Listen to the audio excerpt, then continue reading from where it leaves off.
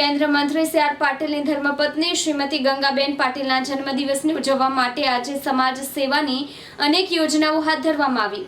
આ અવસરે દિવ્યાંગજનોને ઈ-સાયકલ અને ટ્રાયસાયકલ વિતરિત કરવામાં આવી, જેમના માધ્યમથી તેમની ગતિશીલતા સુધારવામાં મદદ મળશે।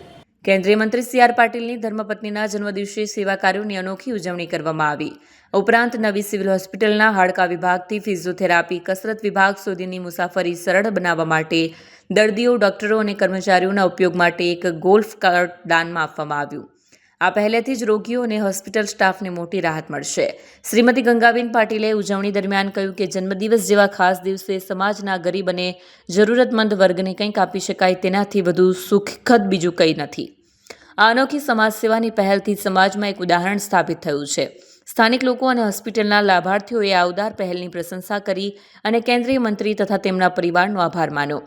આમ જન્મદિવસની ઉજવણીને સેવાભાવના સાથે જોડીને ગંગાબેન પાટીલ અને તેમના પરિવારે સામાજિક જવાબદારીનો ઉત્તમ દાખલો પેદા કર્યો છે।